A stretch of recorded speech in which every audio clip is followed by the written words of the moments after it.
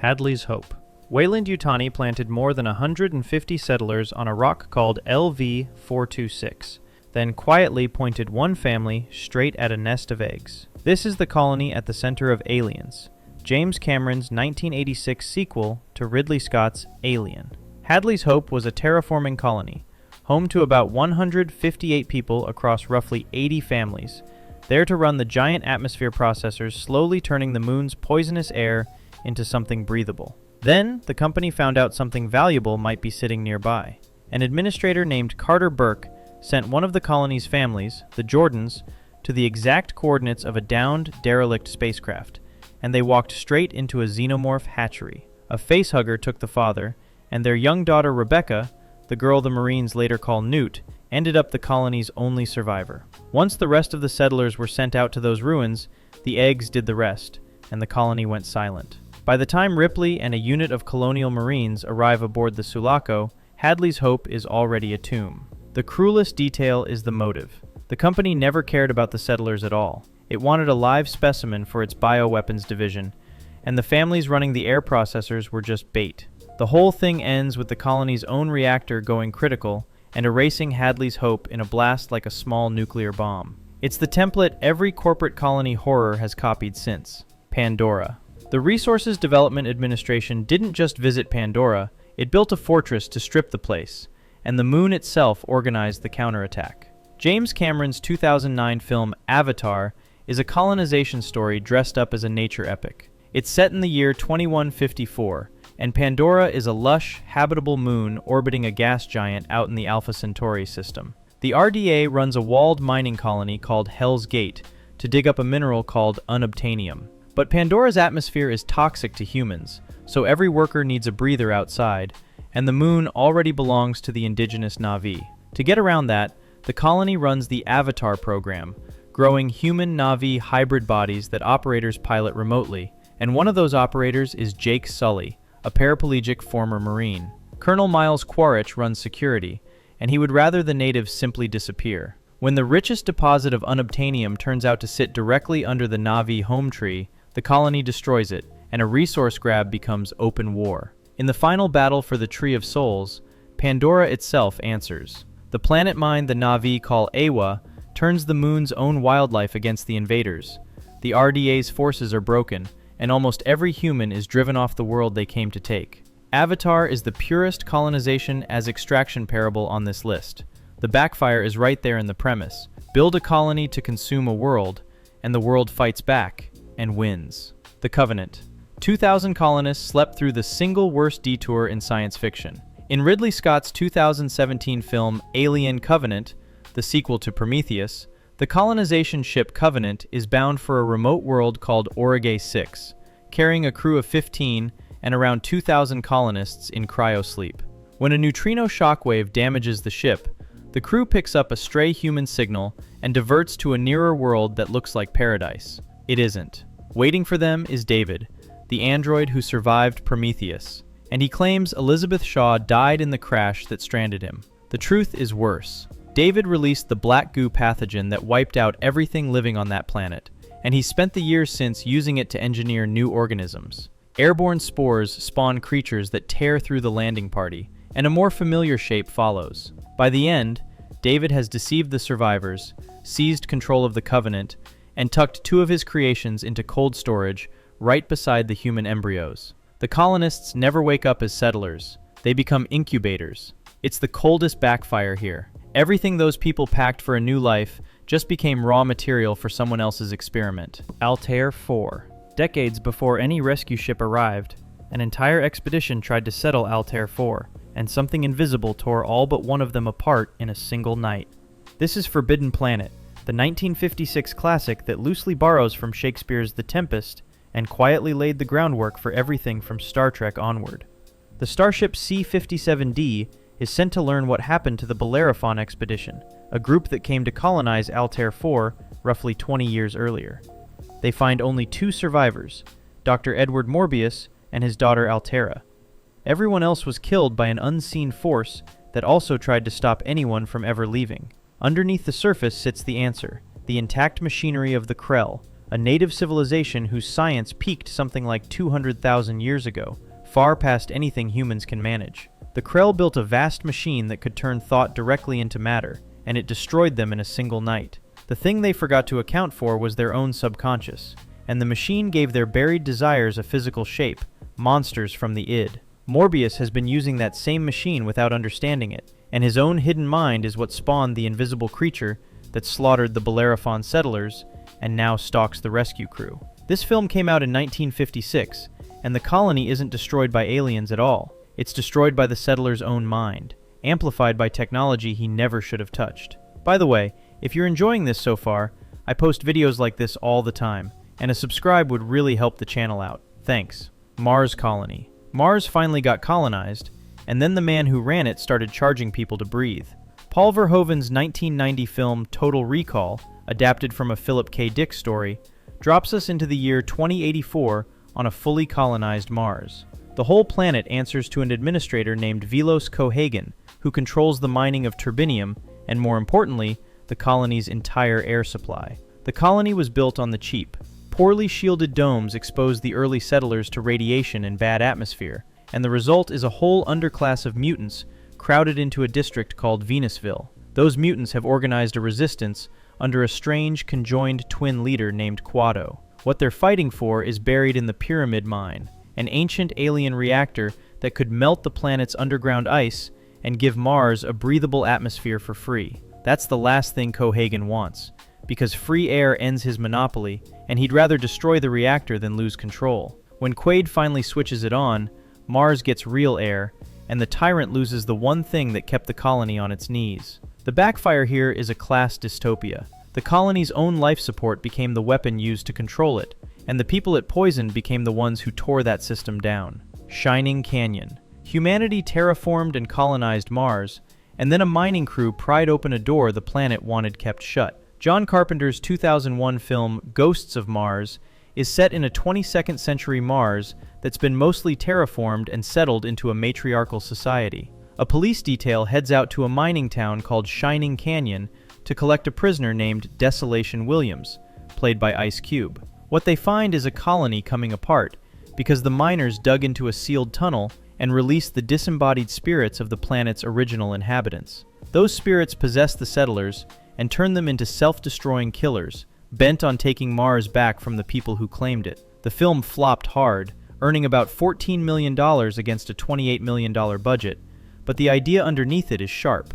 Colonization framed as trespass, and the planet's own dead rising to evict the trespassers. Terraforming Mars. Earth was dying, so humanity seeded Mars with algae to grow a new home, and the new home grew something that ate the crew. In the 2000 film Red Planet, directed by Anthony Hoffman, Earth is deep in ecological collapse, and the plan to save it is to terraform Mars. For about 20 years, humanity has been seeding the Martian surface with algae, slowly building up breathable oxygen. Then the oxygen levels mysteriously crash, and a crew is sent to find out why. Their landing craft tumbles off course and crashes on arrival. Their military navigation robot, called Amy, is damaged in the crash and reverts to combat mode, and it starts hunting the surviving astronauts across the surface. Then they discover what's really been happening to the algae. Mars has native life, nematode-like insects that have been eating the algae and excreting the oxygen, which sounds like a miracle until you learn they're also carnivorous. When they swarm a crew member named Birchinol, he immolates himself to escape and to save a sample that might still save Earth. The new home turned out to have its own hostile biosphere, and the tool built to guide the settlers turned into a predator. Both the planet and the technology bit back. Sirius Six B. A mining colony dug up a miracle energy source, poisoned its own planet, then built robots that decided the miners were the next thing to harvest. Screamers, the 1995 film based on another Philip K. Dick story, takes place in 2078 on Sirius Six B, a world that used to be a booming mining hub for a powerful energy source called beryllium. Extracting it released toxic gas and turned the planet into a wasteland, which kicked off a war between the mining company, the New Economic Bloc, and a breakaway faction of miners and scientists called the Alliance. To fight that war, the Alliance built autonomous mobile swords, self-replicating blade robots nicknamed Screamers, with humans kept safe only by a wrist tab that broadcasts a friendly signal. Then the machines evolve, start producing humanoid infiltrator models, and turn on every human left on the planet. It's a double backfire. The colony's own mining poisoned the world, and the weapons it built to survive that finished the settlers off. Con-Am 27. On a mining colony orbiting Jupiter, the company found a drug that doubled output, and it drove the miners to tear themselves apart. Peter Hyams directed Outland in 1981, and people usually describe it as High Noon in Space, with Sean Connery in the sheriff's role. The setting is Con-Am 27, a titanium ore mining outpost on Io, one of Jupiter's moons, and Connery plays Federal Marshal William O'Neill, sent there for a one-year tour of duty. Miners keep dying, and O'Neill works out why. They've been quietly fed a company amphetamine called polydichloric euthymol, a drug that massively boosts how much work they can do, but that eventually drives them into psychosis and death. Some walk into hazards, some strip off in vacuum.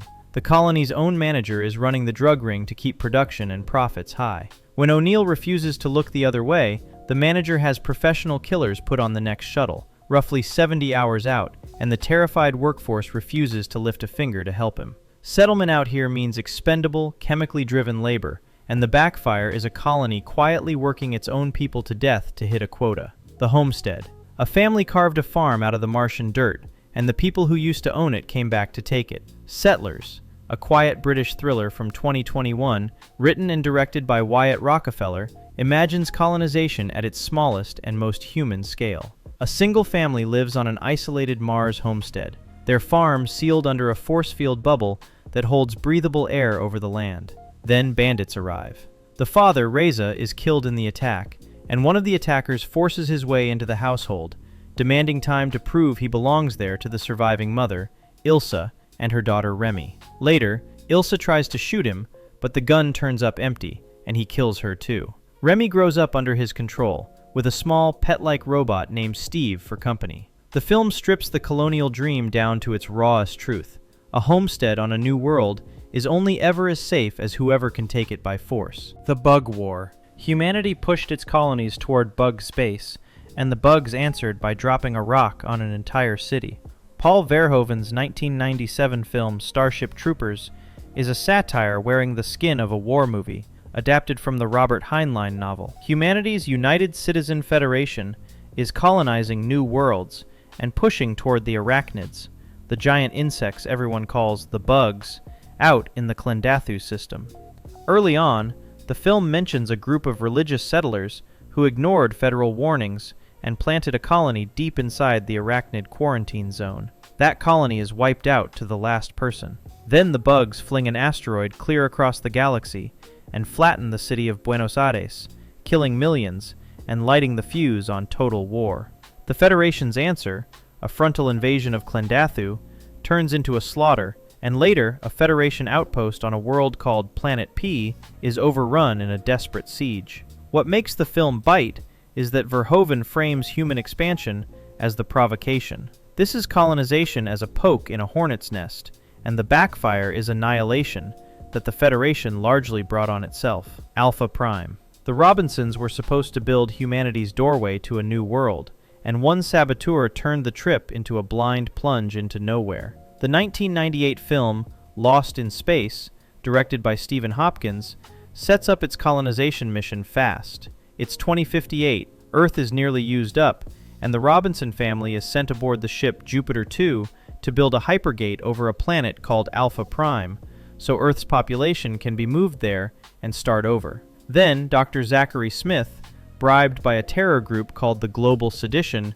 sabotages the whole thing. He programs the ship's robot to kill the family, gets betrayed by his own employers, and ends up trapped aboard with the family. The crippled ship falls toward a sun, and a blind hyperdrive jump throws the family into uncharted space, truly lost, where they run into a wrecked future version of their own ship and mutant alien spiders. The colonization mission never even reaches the colony. Sabotage turned humanity's escape arc into a derelict. Mann's planet. Humanity sent its bravest to scout a new home, and the best of them faked an entire world to save his own skin. In Christopher Nolan's 2014 film Interstellar, Earth is slowly dying of blight, and NASA's Lazarus missions send astronauts through a wormhole to survey planets orbiting the black hole Gargantua. hunting for somewhere humanity can start again.